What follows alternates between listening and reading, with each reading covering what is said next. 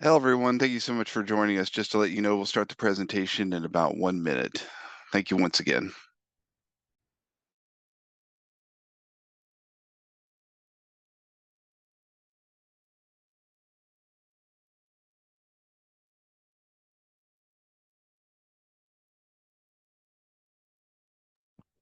Hello, once again. Thank you so much for joining us. Just to let you know, we'll start the presentation in about 30 seconds.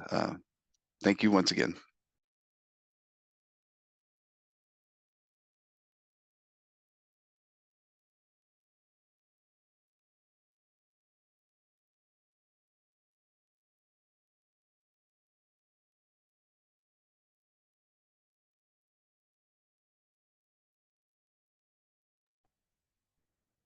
An official hello, everyone, and welcome to today's Safety and Health Magazine webcast, Safety by Design, Complying with OSHA's Fall Protection Standards, sponsored by Key Safety.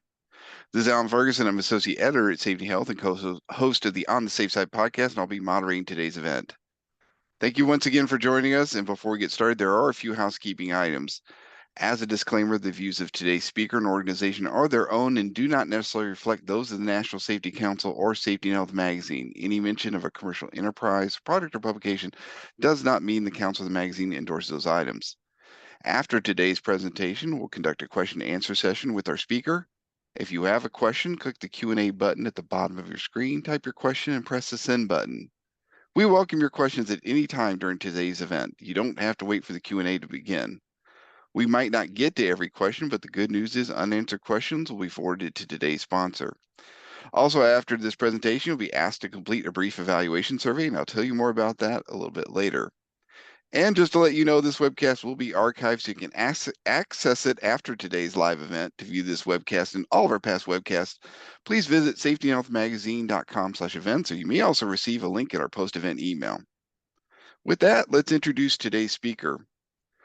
With us today is Todd Stovall, General Manager at Key Safety. Todd is a fall protection industry expert with nearly a decade of experience identifying and addressing safety hazards in industrial and commercial environments. He spends much of his time on rooftops conducting thorough assessments to ensure facilities meet the highest safety standards. As a certified OSHA fall protection competent person and a mentor in the Key Safety Training Program, Todd is dedicated to enhancing workplace safety through education and practical solutions. Todd, whenever you're ready, go ahead and take it away. All right. Thanks, Alan. I appreciate it. Welcome, everybody. Hopefully, everybody finds this very informative and useful to what their needs are currently. Today, we are going to be focusing on strictly rooftop fall protection. Fall protection in general is a pretty broad subject, but we're going to be focusing on the three most common rooftop hazards that we see in our day-to-day lives as far as safety professionals.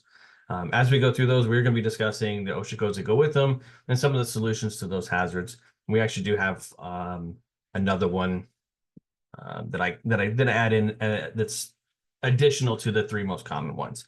So we'll go ahead and begin. The first question that we really have to ask ourselves is, how do we determine a risk? How do we determine if something is is a hazard? When it comes to falls, though, anything over 4 feet is considered a hazard. That's the OSHA regulation states that. And with falls, when we look at this matrix here, it's always going to be major injuries or debilitating. It's always going to be that 4 or 5. If you think about standing on a platform, if you're 4 feet, let's assume that I'm 6 feet tall, right? So if I'm standing on a platform at 4 feet and I fall, well, you know the term head over heels, right? So where are we going to fall? We're going to fall head first, most likely. Okay. Well, at 10 feet, your head traveling down to 10 feet onto a solid surface is not going to be a fun thing. It's not going to be just a simple little cut, scrape, reportable injury. It's going to be debilitating. And then as we increase our likelihood, that certainty of something happening increases as well. So we end up being in that in this lower portion over here. So in that yellow zone. So we want to make sure. So anything over 4 feet, that's what OSHA is very specific about, making sure that we're fully protected when we're working in our working surface areas. So how do we determine the likelihood? Okay, the severity, we got that.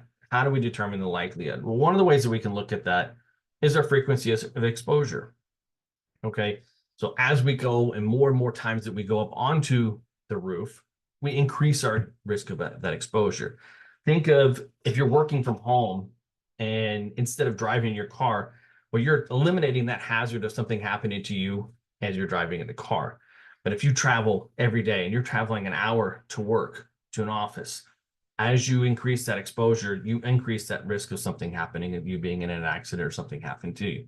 Now, the severity of that is a little different because it's a different matrix, but it gives you an analogy of the more times that you're up there and you're exposing yourself to that hazard, the more likely of something happening. So now we have kind of a basic understanding of what the risk matrix is. Let's look at a little example. Okay. So we have a rooftop here. This is just our makeshift roof here. We do have our prime. We're going to assume that the primary access point is the hatch. There is a secondary access point over here to the right with the exterior ladder. But for today, we're going to say that the hatch is the primary one. So we've got a service unit here. On the right, we service once a quarter. We have to clean out the drains twice a year, say spring and fall. We have to reseal the skylights because we all know they leak. And then we've got a power vent up here that twice a year. So there's, what is that, nine work orders that we have just on this roof alone. Okay. And the question that I always ask is, which hazard are you exposed to the most frequently?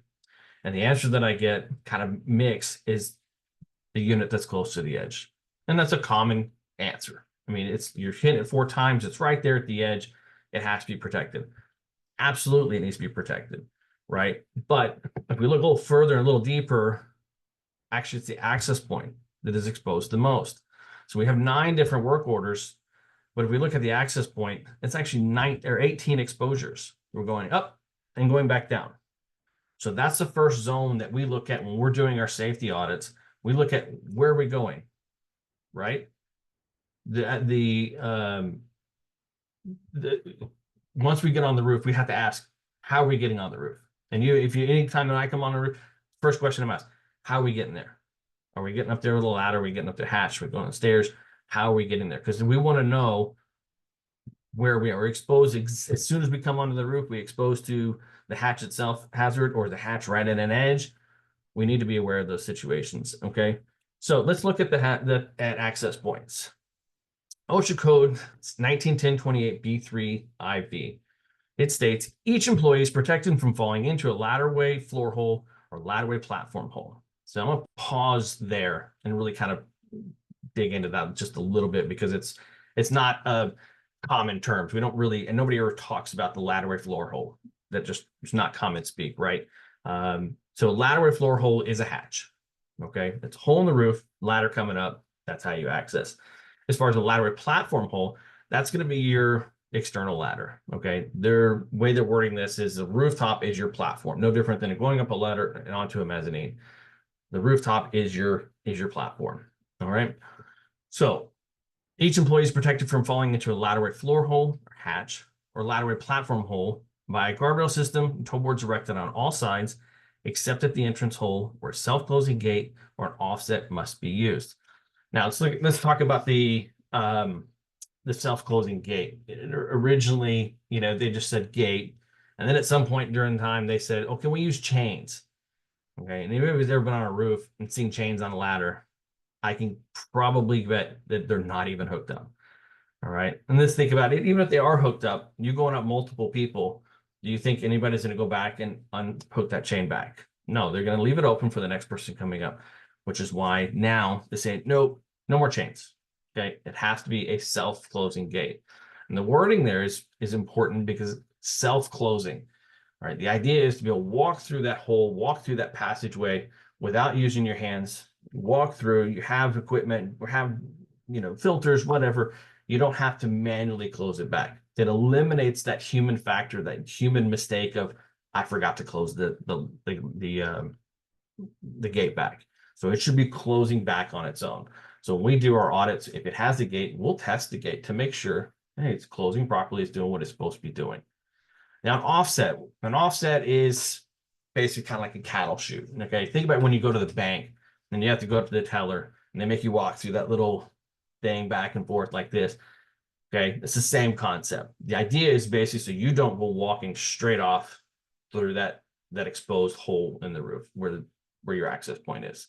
Okay, Those aren't used as often, but it covers the same hazard. We're protecting that hole, because now on the sides, if we're talking about the external ladder, we should have guardrail on each side with toe boards.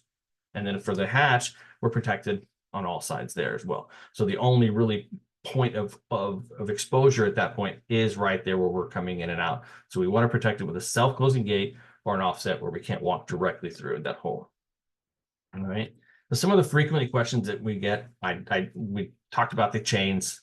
They just don't work anymore. I don't know why it was even if it's an idea, because no one ever uses them. All right. But one of the questions that we're getting a lot nowadays is the ladders, 24 feet. So new regulation for ladders over 24 feet, they have to have a vertical climbing device. They're not going away with cages. And I get this question a lot is, well, we have a cage. Do we need to have to take the cage off? The answer is no, you don't have to take the cage. I think originally the cage was designed as a more of a resting point, and then it became a dual purpose of fall protection. But if you think about when you go up a cage and you go up a ladder, if you fall backwards, that's fine. But most people slip and they fall straight down. So the cage is not going to really do you any good. You're just going to pinball all the way down. That's why OSHA said, okay, you know what, we need to have a vertical climbing device. You need to have the proper harness D-ring on the front attached to a vertical climbing device going on up 24 feet. Now, you have until 2036 to get this situated and taken care of. But a lot of companies are going and being proactive about it and getting it taken care of or switching things out. So, so that's one of the common questions that we have. That's a long conversation. So I don't want to waste too much time going over that. But if you do have ladders over 24 feet, they do need to be evaluated by an engineer, and they need to be evaluated to make sure that they have the proper climbing device. All right. So let's look at some solutions to our hatches. Here we see a double lid hatch. Most of your common hatches, man hatches, are going to be like 34 by 40 inches. And then you're going to come out straight out. You come out to the side, depending upon how the hatch is designed. This particular one is a double lid hatch that you see here. It is protected on all sides, because with a normal hatch, the back side is not protected because you fall into the lid closes, eliminates the hazard. But with a double lid one, you fall into one side, it does close, but it does still expose part of the hole there. So we want to protect it all the way around. And we have, of course, our self-closing gate. All right. Access points for exterior ladders. So here we have our key guard. It is a non-penetrating option, so we don't have to worry about mounting into the roof surface, avoiding any roof warranties or anything like that. And if we can, we try to mount to the ladder itself, add structure to the ladder. These particular ladders like this, I don't know who maybe has been up one. When you get up there, they kind of shake like this. And so it's a little unnerving when you're standing at the top of the ladder and the thing's shaking. So this actually adds a little bit of structure to that as well. You will notice that the gate is attached to the key guard itself and not the ladder. So you think about climbing up this ladder, we have the gate that's on the ladder. What happens when you're turning around? The gate's up against you, and as you're going down, that thing's just banging in the back of your head, or you got your hands up there, it's going to close, and now you got a pinch point.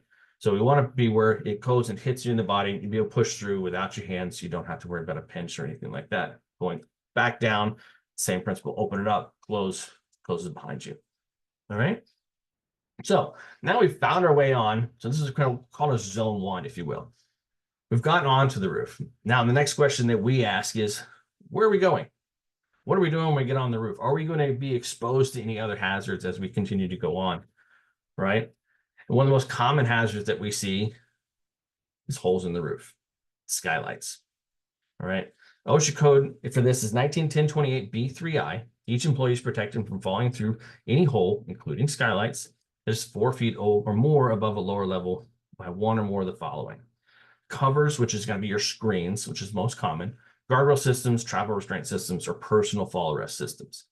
All right, so let's go back to, let's think about the hazard itself and the skylights. All right, skylights are, a popular thing. They work great. Nice ambient lighting. You don't have to worry about, you use a natural light inside the building. The issue is, one, they leak. Two, they're fragile. And if anybody's been on a metal roof, a lot of times what happens is you get a spray coating over the top. You can't see them at all. As part of our training, what we do is on a metal roof, we go to the inside and look up first, because you can always still see it from the inside. So if you have a metal roof, you're not sure if there's skylights, go inside and look up. And you should still see that ambient lighting coming through, even though there's a spray coating, because the spray coating is not going to protect that skylight from falling through.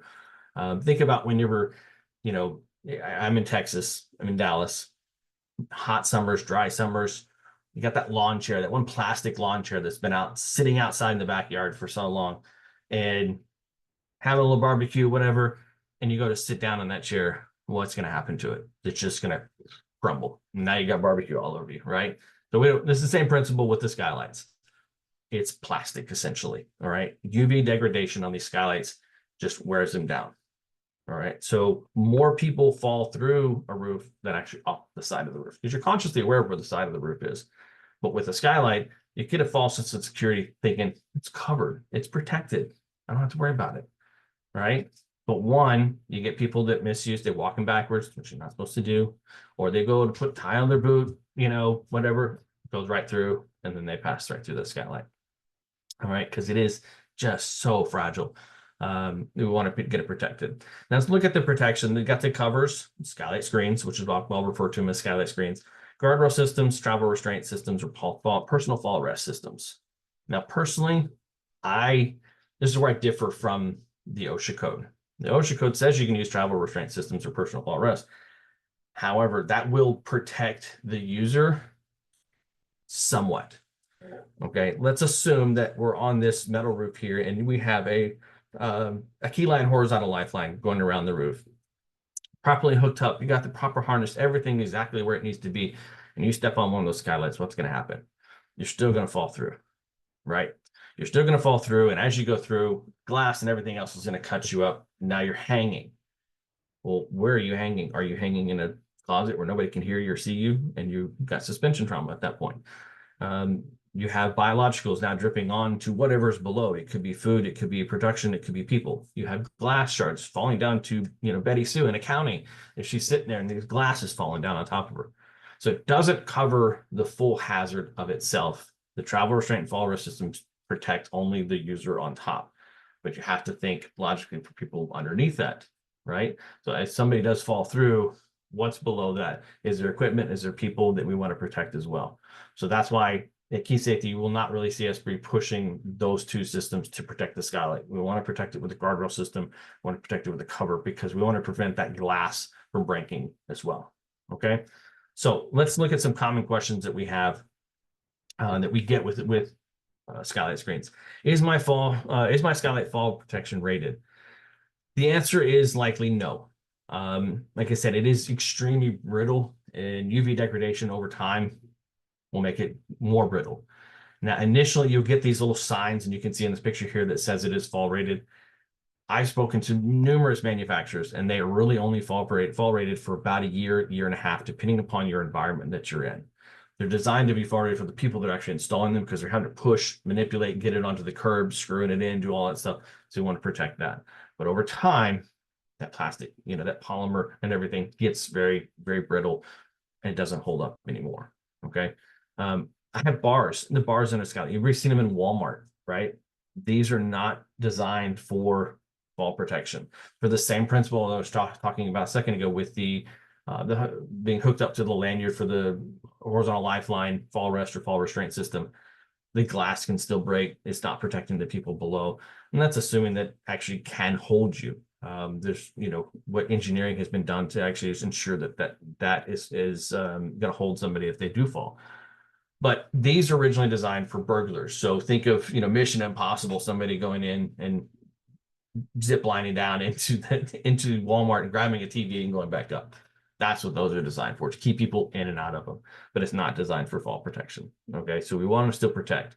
And here on the right, you do see, or the bottom right, you do see what's called the smoke hatch. These are designed to open up in the event of, just letting out heat, fire, whatever the case may be. Some chemical companies will do them to release release out the air into the whatever building it is, boiler rooms, so on and so forth. Those you still want to protect. Those where we want to use a guardrail system around that, because you can't really put a screen because the screen will block from coming open. So we do want to go into using a cover. So let's look at the hazards, or look at the solutions for these hazards. So this is your common skylight cover here. This particular one that you see is a galvanized screen. It has It's a 4x4 square screen around each and every, all the way across. On the bottom right, you'll see the channel that it sits in. That sits on the curb and kind of pinches in. So you've got an all thread that pinches in on the curb. So there's no penetration into that. And then you got the screen that's attached that covers it. So this is fall rated for 200 pounds as OSHA regulates, but it prevents not only from somebody falling through, but it's designed to also prevent from hitting that glass and the glass breaking down below. Now we did talk about the guardrail system. This is our key dome solution here. So this will what we use in the odd shaped skylights where the screens, we don't have screens that cover that, or in the event that it does have to open up in the event of a fire, we don't want to prevent that glass from coming open. Creates an extra hazard, and your fire marshal is going to really get on you for that one. So, all right. So now we've looked at zone 1, zone 2. Zone 2 is going to be, zone 1 is going to be your access point. Zone 2 is going to be holes in the roof. All right. So now we get to zone 3, and zone 3 is what the most common people think about is our roof edge. Now, this is where things kind of get a little bit tricky and people don't really understand, okay, what is this? What does this mean? So we look at 191028 B13. This is working on some low slope roofs. And when you're working anything below 6 feet, so if we're working in that zone, anything in front of 6 feet, so working walking surface 6 feet from the edge, it has to be protected by guardrail system, safety net system, travel restraint, or fall arrest system. Now, when we get into travel restraint, fall arrest system, you have to make sure that you consider a rescue plan for both. Now, restraint system is supposed to keep you from going over the edge, supposed to get to the edge, not go over, but you have to plan as if it's going to be misused. You have the improper lanyard, improper harness, whatever the case may be, you have to have a rescue plan in place in the event that somebody does fall. So we can get in more detail. I can talk about this for days. So I don't want to talk too much about, what the different solutions are and the different options, because there's so many different things and every roof is different. So what we're going to do is we're going to focus on what we see here in this particular example. So 6 feet, we've already determined that guardrail, safety net, travel restraint, and fall arrest. All right. Once we get into the 6 to 15, and the code says employer must ensure employees protected from guardrail, safety net, travel restraint, fall arrest, same as the 6 feet, the 0 to 6 feet, but it also says it may use a designated area when the work is both infrequent and temporary. That's 2 big words, 1 little word. The little word is the most important one. And, okay, so the work has to be both infrequent and temporary. And we'll get a little bit more detail into the meanings behind those. But we also have to make in consideration our working area. This is where you have to kind of really think outside the box. All right, so we'll use this example here. We've got this worker in the zone 2 there. It's a round unit. The units themselves may be at 7 feet, so they're in that zone, but our working area is not. You have to allow for space for that worker, right? And if it's something that's it has to have doors that come and open. So if you have an HVAC unit that has doors that have to open up, you have to step back. We're not stepping into that zone 1. Okay, so we're not in zone 2 anymore. We're actually part of zone 1, so it has to be protected. So we cannot use that designated area, which is going to be your warning line systems. Okay, so because our working surface is now putting us into zone 1. So really, you have to kind of consider more than just where the unit is. You have to think about what work is being done, right? And it could be something simple. If it's something very temporary, replacing a filter. Okay, that takes 2 minutes. All right, it's infrequent. We're only doing it twice a year. Hope you're changing your filter more than that, but let's assume for this one, twice a year, right? All right. So both of those, it's infrequent and temporary. But if the work is pulling me into zone 1 by having to move, maneuver, do the work, I still have to treat it as if it's zone 1. Now, if the units were 10 feet, my working surface is beyond 6 feet, and it's infrequent and temporary, I can utilize that designated area of warning line system there, which minimum standard for the designated area is at 6 feet.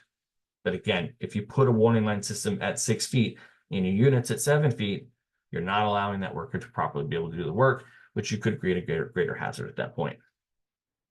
Okay, so let's look at beyond 15 feet. Beyond 15 feet, all the same things apply. Zone 1, zone 2 still apply. But once you go beyond 15 feet, you can influence a workforce rule prohibiting employee from going 15 feet away from the edge. Okay, so it kind of You can use the two, either one of those two, zone 1, zone 2 solutions, or you can use a workplace rule. All right, so let's look at this a little bit different graphic on this one. A little bit more, to me, it's a little bit more easier to read, in my opinion. So 0 to 6 feet, we do have what our critical area in the yellow. So guardrail, safety net, fall restraint, and fall rest. The safety nets are not really common in general industry, unless you're going to Topgolf or something like that. But you do see safety nets a lot of times in construction, but we're focusing on general industry today. Once you get into the 6 to 15 foot range, now remember, this is the walking working surface. This is not where your unit is placed. It's the walking working surface, 6 to 15. We have to be, you have to guardrail, safety net system, fall restraint, or fall rest. But we can use a warning light system if we can show and prove that the work is temporary and infrequent. All right. Now, once we go beyond 15 feet, there are no systems required. You can use the workplace rule. Hopefully that makes sense, everybody. Again, that's something that can be a very lengthy conversation. So, looked at our risk matrix earlier. Let's go back here. So we looked at the likelihood of something happening based upon exposure. Now we look at the likelihood of something happening based upon the distance. So as we get closer and closer to the roof edge, our likelihood of something happening increases. So we get into that 3, 4, 5 foot range here in the matrix. All right. So if we're beyond 15 feet, the chances you're falling are you have to really stumble quite a bit if you're gonna fall through beyond 15 feet. Now as we get closer and closer, it increases, and that's why the solutions get more stringent. Okay, as we get closer to the edge, but because again, a rooftop fall is not just a simple recordable injury. It is a debilitating, life-changing situation where we want to get it fully protected and eliminated if we possibly can. So let's look at some rooftop edges, frequently asked questions. How does OSHA define temporary and infrequent? So we talked about this a second ago. Infrequent is going to be something that only happens, once a quarter, less than that. Oh, Cal OSHA says once a quarter or less. If you're doing it more than that, you have to have something protected. You cannot use that warning light system. All right. It's a case by case type basis thing. So it's hard to specifically note and tell what you're going on. So you have to go for each unit, what work is being done in each one of those areas. Okay. So units that are close, right next to each other, maybe have one that you're doing once a year, but there's one unit right next to it that you're doing frequently. You're doing it once a quarter. Well, you'll go off of that one unit there. So you can cover both of them. Temporary work is less than an hour or two. According to the register, federal OSHA register. So if you're going up there changing a filter, things like that on a regular basis, that's not considered temporary work. It's considered temporary if you're doing it just quick and easy. If you're going up and having to change motors, if you're having to do that stuff on a regular basis, even if it's once a year, and you have to change that motor, and that motor, it takes 2, 3 hours, 4 hours to change out all that stuff, there's no longer temporary work, and it needs to be protected. All right, that needs to be protected by guardrail system, safety net system, fall restraint, or fall rest system. Okay. Can we use painted lines as a designated answer? Simply no. And the reason being, now down in here in Dallas, I don't get a whole lot of snow, but we're Key Safety, where we are, our North American headquarters in Buffalo, New York. It gets snow a lot, right? So you get snow on the roof, you're not gonna be able to see that designated that line. If you have a lot of foliage, a lot of trees on the roof, you get leaves, you get dirt, things, it gets covered up. You're not gonna be able to see it. All right. So what we want to do is, for a designated area, you want to use a warning light system. So that's where the flagging system comes in place. All right. So we're going to look at a couple different solutions here. So this is our rooftop key guard. This is a non-penetrating option. It uses recycled PVC weights, galvanized inside and out for the uprights and horizontals. It's designed to last. It's designed to be up there 25, 30 years. Don't have to worry about penetrating the roof. Don't have to worry about rooftop warranties because we're not doing anything to the roof. This actually has a less of a footprint on the roof than I do standing on the roof with my feet together. All right. People ask me all the time, oh, what about the weight? There's so much weight. It's not. Actually, most of the weight is right there at the boot, and it's actually only 40 pounds. That's it. That's all it is. So the weight is all dispersed. And where we're putting it, it's actually the strongest part of your roof. It's where the roof edge, so you have your structure there. So warning line, we talked about the warning line system. This is our key mark warning line. It is, I said earlier, it's 6 foot minimum from the edge is where you can place this. You cannot go closer than 6 feet. If you can move it back to 10, 15, that's even better. It is not designed as a leading edge protection. It is designed as a warning line saying, hey, watch out, you're getting close to a hazard. You're within a certain amount of feet of a rooftop, of a fall hazard. Minimum standard of this is 39. Sag can't be below 34 inches. You get that sag that's below 34 inches, what it becomes there, it's a trip hazard. Okay. There are no regulations for the color of the flag. We use red. The only thing that really OSHA states about the flag itself is it has to be visible from 20 feet away. So if you want white flags, green flags, yellow flags, red flags, there are options there. Most people go with the red because it's just simple and easiest, and it can be visible from 20 feet away. All right. So we protected zone 1, our access points. We zone 2, our skylights, our holes in the roof. Zone 3, we've got our roof edge protected. So there's one more hazard that we do come across and we do see a lot, and it's obstacles in the way. Now, how many times if anybody goes on the roof, and anybody's been on the roof as much as I have, there's always instances where you're having to basically pole vault over, something. It's either a pipe or ductwork, or, you're going from one roof transition to another. And what that's doing is creating an extra hazard for the slip, trips, and falls. All right. One, we want to protect the user as they're going across. We don't know what they're carrying. We don't know if they're having equipment, tools, or whatever. That's most important. We want to protect that, but also you want to protect the equipment. There's been numerous times that I've had situations. I had one just a few years ago. They were wanting to go over the top of ammonia lines. Like you had to straddle the ammonia line to go over, and I was not happy. So I got on my belly. I went underneath because I was not going to be the one responsible for sitting on top of an ammonia line. It kind of shocked me that they're actually wanting to do that. So we actually did design a crossover for them. So we look at this one. It does fall under the slip, trips, and falls. We don't want somebody going up on the roof and falling and hurting themselves. One, for the obvious reasons, we don't want them hurt. But secondly, it's very difficult to get somebody down off of a roof that's hurt themselves. There was a few instances a few years ago. An older gentleman went to go over some ductwork, and when he went on the other side, twisted his knee up. And they had a hard time getting him down. I think they had to call the fire department out, and it was just a crazy ordeal, all because all they had to do was just put in a crossover. They have one now, though, so we get that taken care of. But anytime that you're on a roof, if you can make the pathways, you can designate the pathways once you're on the roof to go over in specific spots the safe way. This is the way we want to do it. So it's either go around the obstacle and designate that around the obstacle, or design something to go over the obstacle. So let's look at our frequently asked questions for the rooftop crossovers. Like I said, creating a safe path.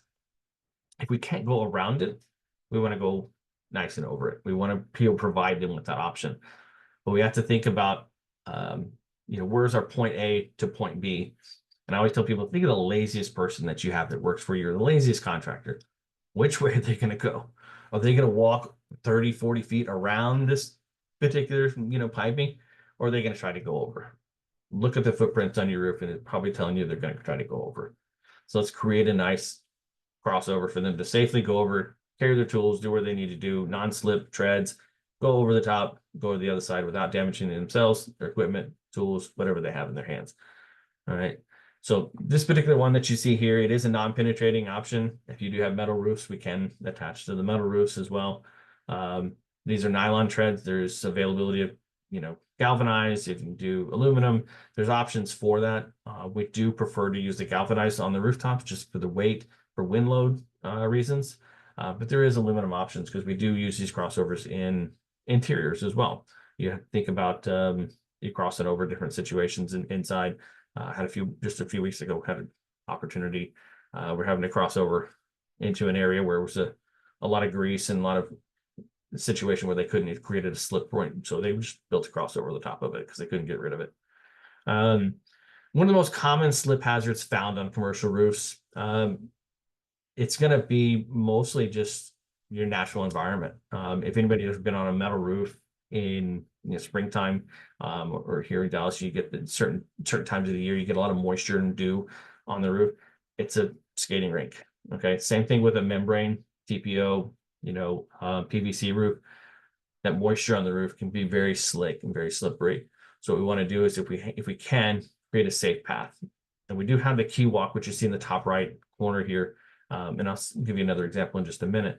But what we want to do is we want to create that safe access for them to be able to access the unit, go across, do whatever the work that they need to be doing in the pathway. So they avoid that algae or the dirt or the condensation or whatever it is that's creating that slip hazard there. Like I said, metal roofs, most of them are sloped. You don't really see many that are very rare slope. They're usually 1 to 2 degrees. And once you get going, there's no stopping you. And so creating a safe path across that roof or up that roof is going to be the right way to do that. And with a walkway system, it's going to be the proper solution. So here we see the what we call a key step. There's a few different design options that you can do here. It is customized to whatever solution that you have, whether we're going over equipment, ductwork, or if we're going transition from one roof to a level. So it can differ on one side. You go up 4 feet on one, you go across the parapet and come down only 2 feet on the other side. It's customizable. It's all using the same components that we use for a key guard, the key clamp, parapet mount, guardrail system, all the same stuff. It's all designed to last as long as your roof, if not longer. Here's the key walk system. This is the one that we see most commonly used for metal roofs. Again, metal roofs are extremely dangerous, but we're going to use the same principles of finding the pathways. Okay, so we want to continue control that path of where they're going, so they're not just wandering off. They're not going towards skylights. They're not going towards rooftop edges that we don't want them to go. In situations where we have really steep, there's just days that they just can't go on it at all. So you're preventing work actually being done because you just don't have a proper solution. All right. Key walk can go up to 35-degree slope. It attaches directly to the roof itself. If it's a standing seam, we use S5 clamps. Corrugated roof, it actually mounts to. But up north, I've actually seen it used on membrane roofs just to elevate above, a natural snow load to create that path that we want, a designated path to safely get from point A to point B. All right. So as we kind of move forward, as we can complete our rooftop here, I wanted to kind of go back and kind of put it all in perspective. Everybody's seen the hierarchy of controls. In this particular instance, we do have our own hierarchy of fall protection. If we can eliminate a hazard, that's the best thing to do. So if you have skylights, for example, if you can eliminate a skylight, cap it off and don't use it, that's the right solution. Okay. If you can't eliminate it, if you can't take that 11-ton unit off your roof, at least we'll go to the next solution there, which is a collective solution. Collective solution is going to be the screen over the top of the skylight. It's going to be the guardrail. It's going to be the warning line system. It's going to be where no PPE required, no special training is required. Okay. Once we get down into zone 3 and zone 4 here, work restraint and fall arrest systems, that's when you start bringing in the human factor. So we have to have additional training on harnesses, lanyards, and how to use the systems properly. Because anytime you bring in the human factor of things, you bring in the risk of misuse. We also have to consider, the rescue plans, things in place. What happens if they do fall? Is it, has it been inspected? Has it done?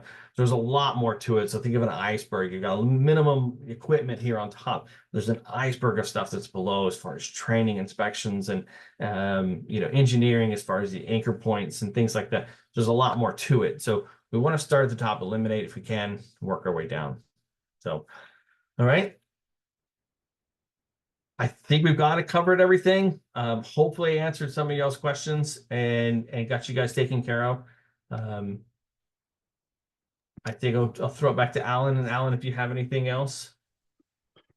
Oh, no, thank you so much for this wonderful presentation, for sharing your insights with us. Before we start the Q&A, we want to remind everyone of the evaluation survey we're asking you to complete.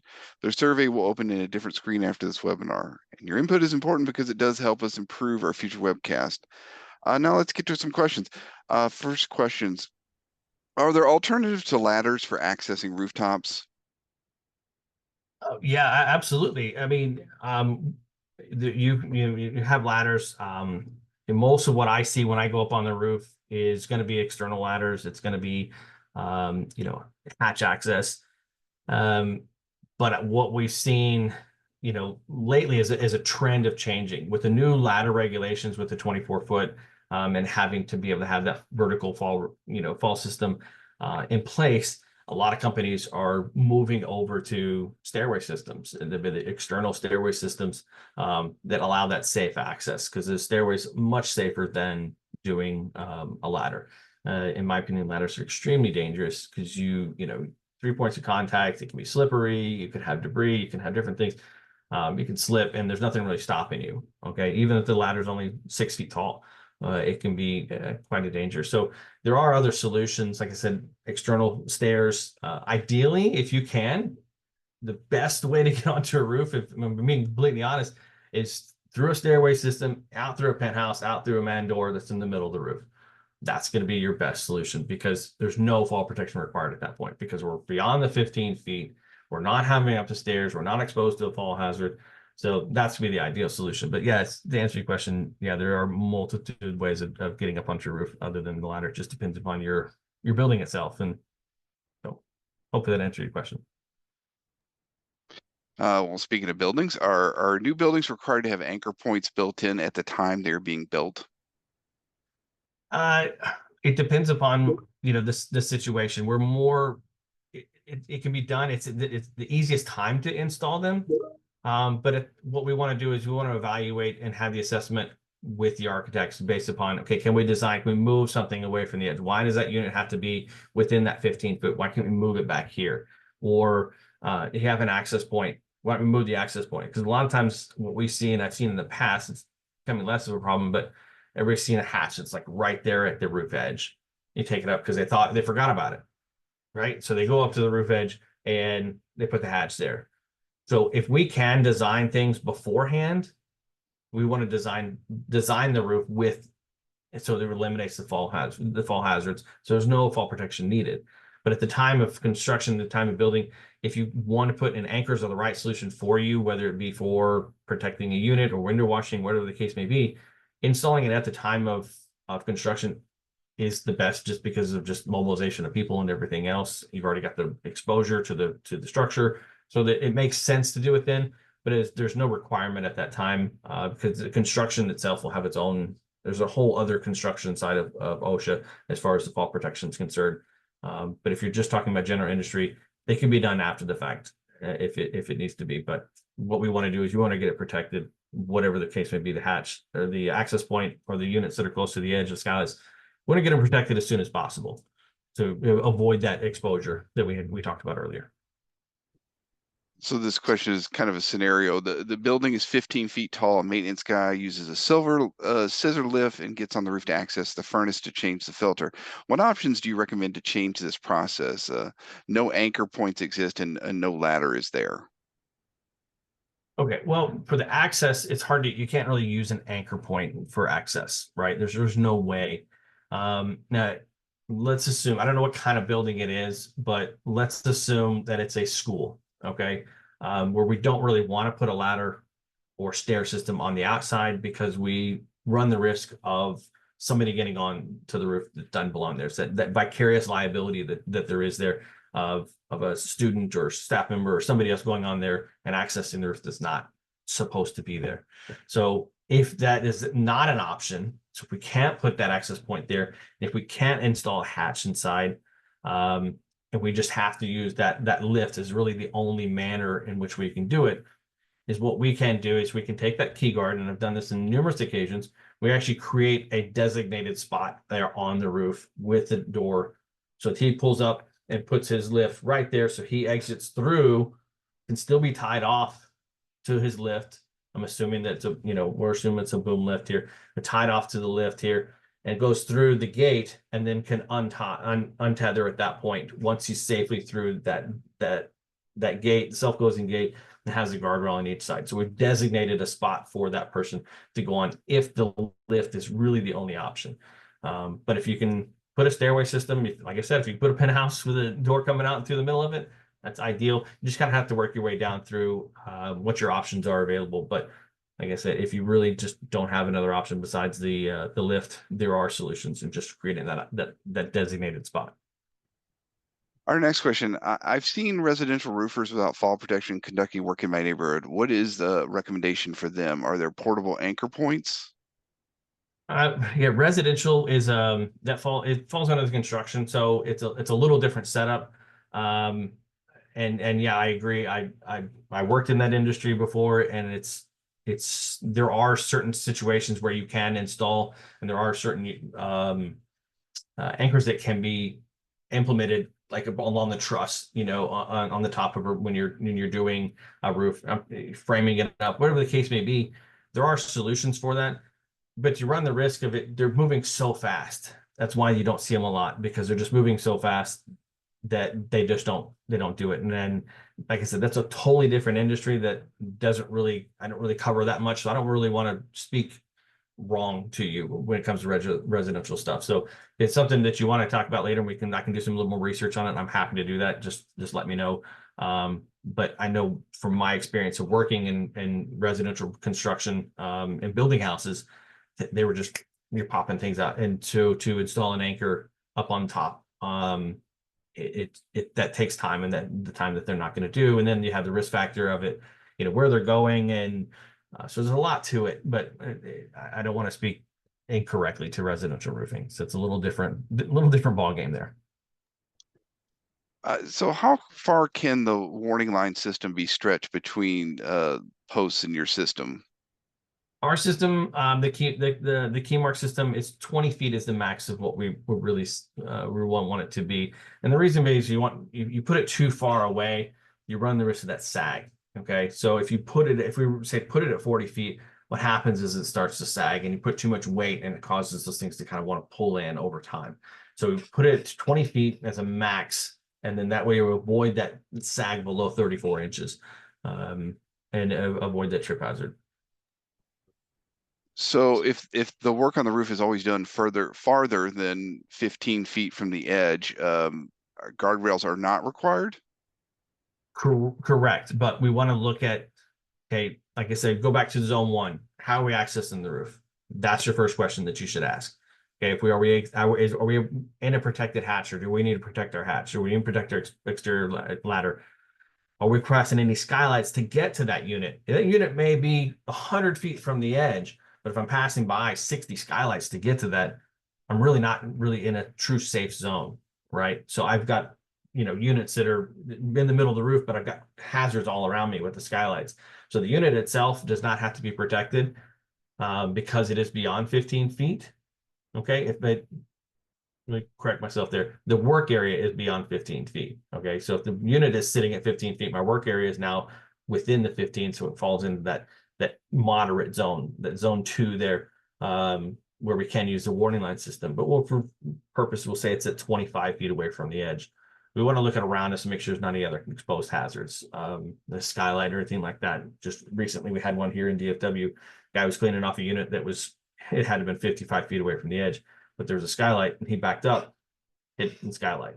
But thankfully, he fell funny and didn't, fall through, but he did break the skylight, and was very fortunate not to go through. But that situation happened, so we want to look around it for any other hazards as well. Are OSHA regulations different from state to state? Most of the time they're going to follow and mirror OSHA.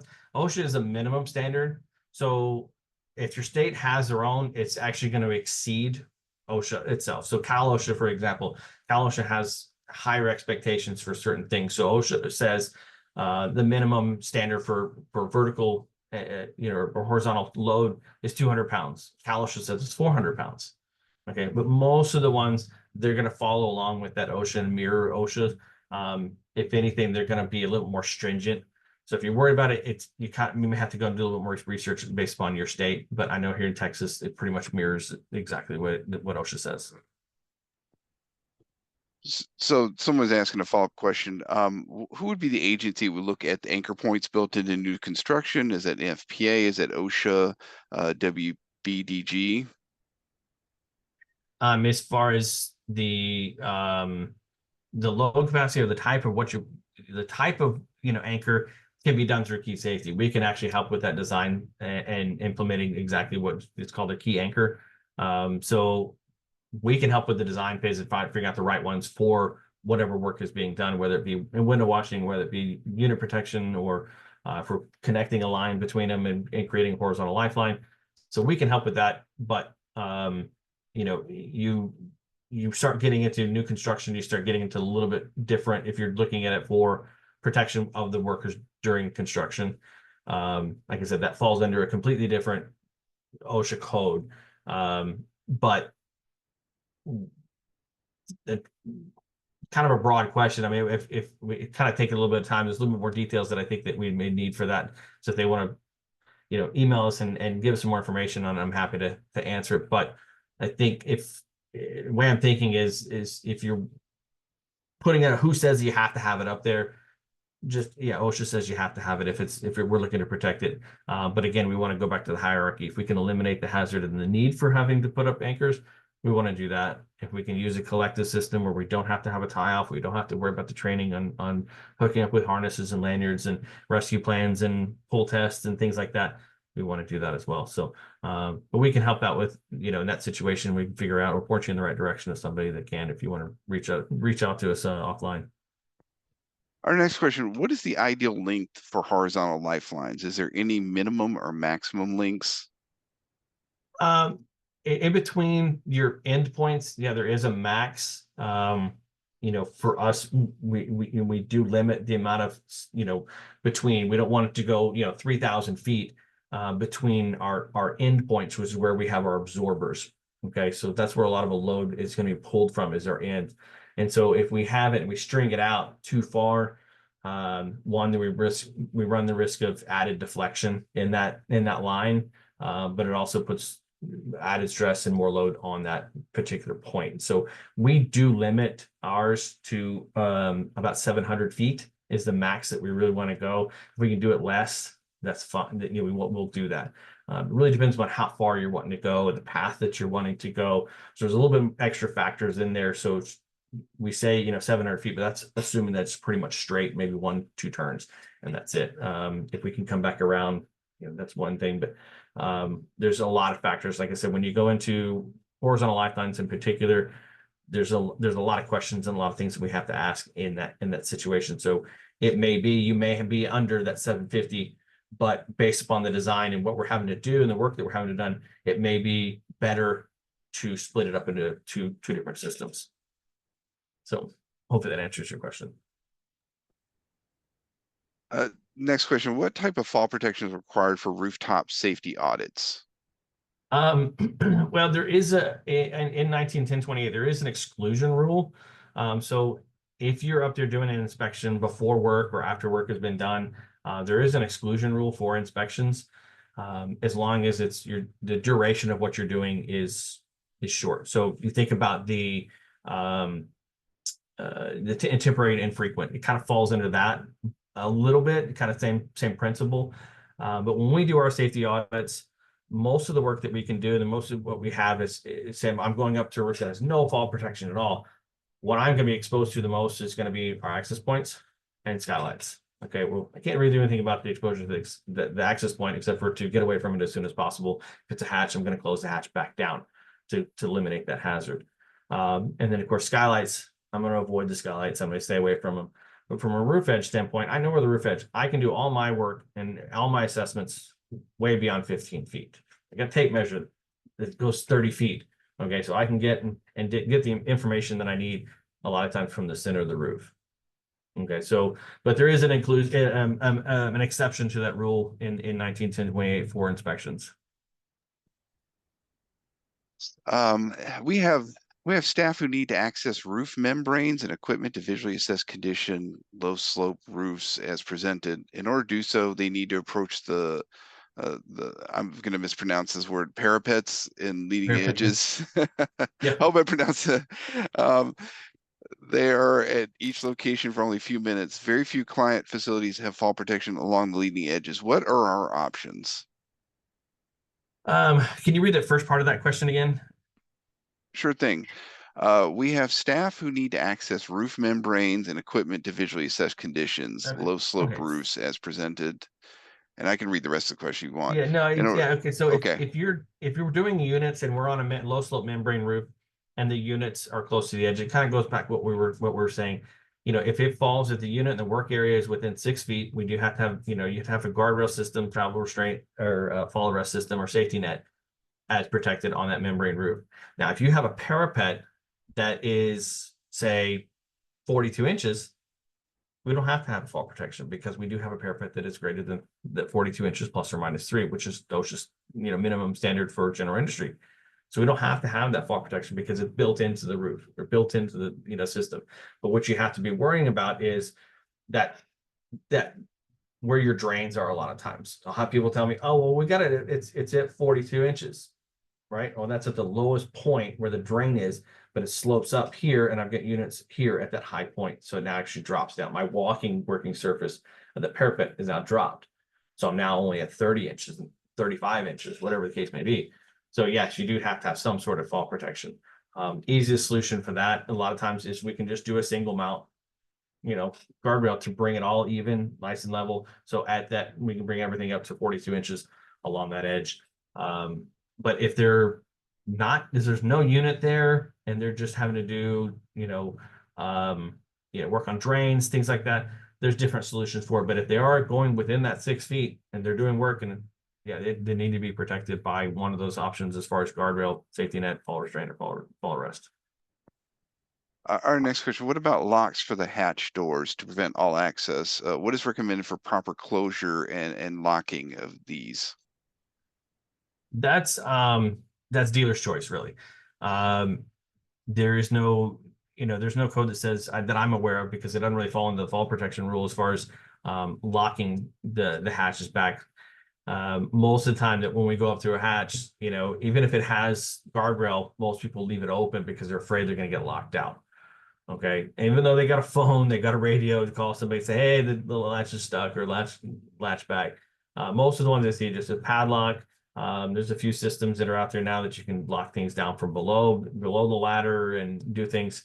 But there's really nothing from my standpoint of knowing that uh, of how to lock it off. It really depends upon you, but you do want to limit the access of who's allowed to go up there. So having it padlocked with a, you know, limited amount of keys and the limited amount of authority to get on that roof is going to be the best thing. What you want to avoid is you know, situations where if you're in a situation where you have customers or you have visitors, whether it be a hospital or something like that, and there's access somebody can get to it. You want to eliminate those opportunities. So you don't want a door propped open. You want an alarm system that notifies, hey, this door's been propped open. So little things like that. It's kind of depends on case by case basis. But if you're even if you're in a warehouse, you do want to limit the amount of people that are exposed to to getting onto the roof the best way you can. Well, thank you, everyone. This ends today's Safety and Health Magazine webcast. I'd like to thank Todd Stovall, the entire team from our sponsor, Key Safety, and of course, all of you who joined us today. Take care and have a safe day.